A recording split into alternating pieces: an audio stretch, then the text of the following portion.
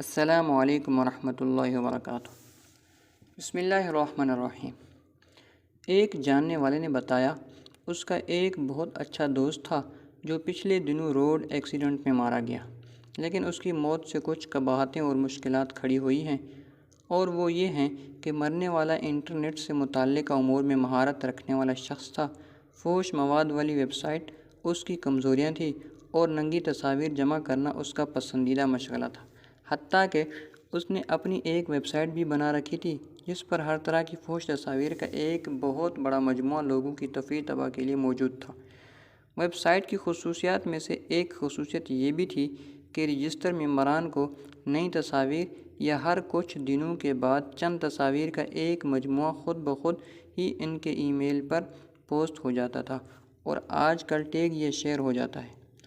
اب میرے اس دوست کی ناگہانی موت نے ہمارے لیے یہ مصیبت کھڑی کر دی کہ ہمیں اس کی ویب سائٹ کا پاسورڈ معلوم نہیں ہے تاکہ کم از کم اس ویب سائٹ کو بند کریں یا کوئی دوسرا حل نکالیں۔ کہتا ہے، جب میں مسجد میں بیٹھا اس کی نماز جنازہ کا انتظار کر رہا تھا تو یہی سوچ رہا تھا، اور جب ہم سب اس کی لاش کو اٹھا کر قبر کی طرف لے جا رہے تھے تو بھی میں یہی سوچ رہا تھا کہ یہ قبر میں جا کر کس چیز کا سامنا کرے گا، ننگی تصاویر کا، دوسروں کو گناہوں میں دھکیلنے کا، قبرستان میں قبروں کی وحشت اور ویرانگی۔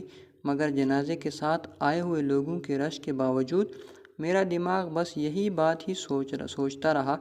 میں نے قبر کے اندر ایک نظر ڈالی اور افسوس کے ساتھ سوچا، پتہ نہیں میرے دوست کا یہاں کیا حشر ہوگا۔ میرے دوست کے کچھ قریبی احباب تو رو بھی رہے تھے، اور میں یہ سوچ رہا تھا کہ ان کا رونا میرے دوست کے کس کام آ سکے گا۔ ہم نے میت دفنائی اور واپس چل دیے۔ جی ہاں، اپنے دوست کو قبر میں اکیلا چھوڑ کر۔ اس کا سارا مال اور اس کے سارے اہل و خانہ واپس وہاں رہا تو اس کے اعمال تھے، اور کیا پتہ اس کے کیسے اعمال تھے۔ میرے دوست کی ماں اکثر خواب میں دیکھتی تھی کہ لڑکے اس کے بیٹے کی قبر پر آتے ہیں اور پیشاب کر کے چلے جاتے ہیں۔ وہ ہمیشہ مجھ سے پوچھتی کہ یہ کیسا خواب ہے اور اس کی کیا تعبیر ہوگی۔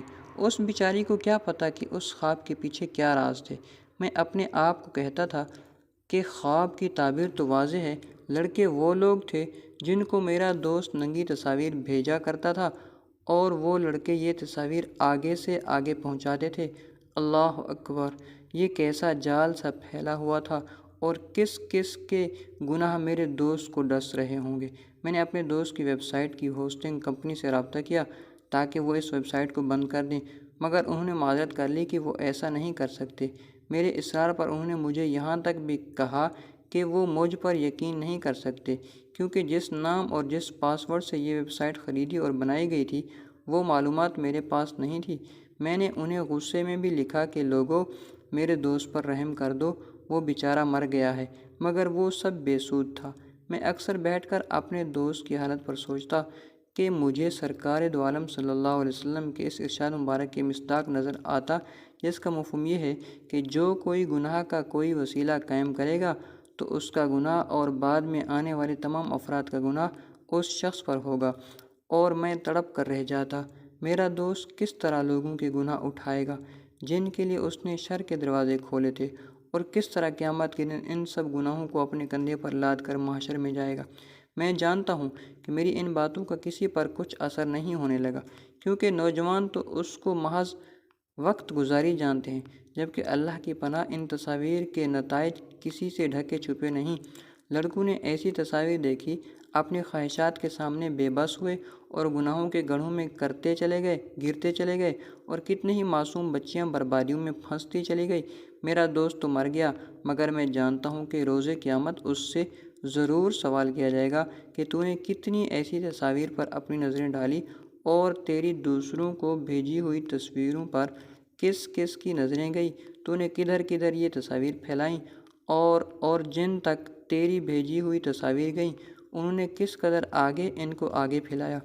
اگر آپ کو اپنے دوست سے پیار ہے یا کسی کا بھلا چاہتے ہیں تو یہ پوسٹ اس کے لیے ٹیگ یا شیئر کر دیں۔